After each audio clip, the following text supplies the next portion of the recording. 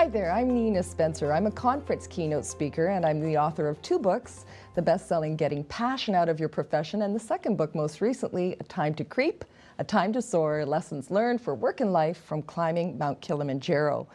And I love this question about what does success mean to me, and I found that I actually spent about a week asking a lot of friends and family and colleagues what their ideas were as well, and tried to compare them to my own. And in the end, it whittled down for most people, my survey said, in a word, happiness. However, quite frankly, I wanted to delve into it a little bit more in my own reflections, and I realized that there is first level, if you will, or first tier ideas of what success is. And I think that even though we want to have more lofty ideas in the end about what success is, oftentimes we all succumb to success is, what is my address? What clothes am I wearing? What car am I driving?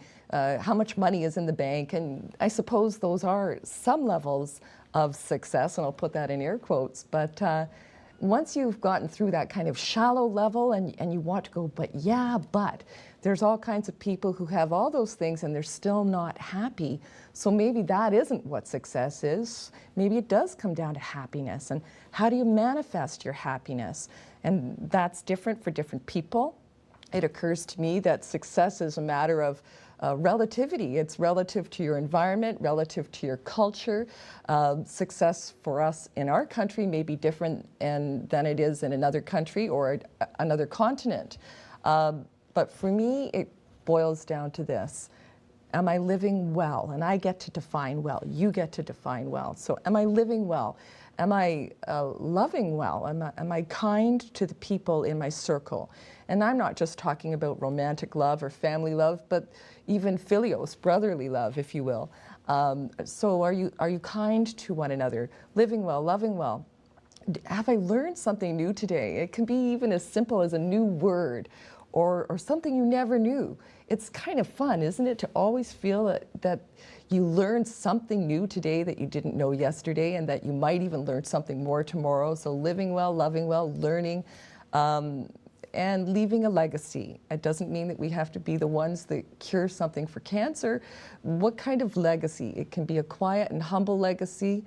There's a poem, a passage by Emerson, that is, the whole thing is called What is Success? And there's a line in there that I absolutely love.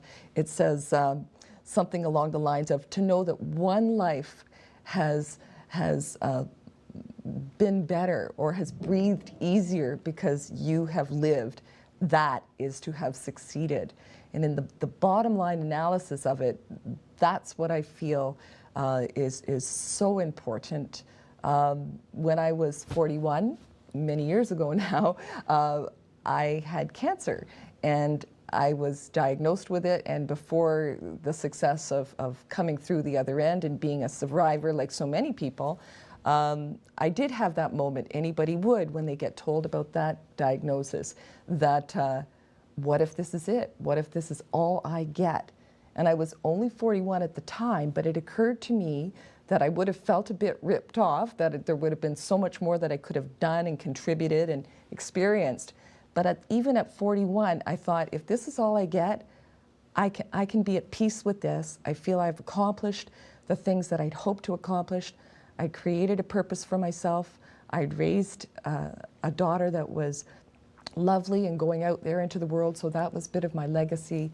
And I was at peace with, at the end of the day, when I put my head on the pillow, I was at peace with what I had contributed, what I had done that day, and there was an inner sense of happiness.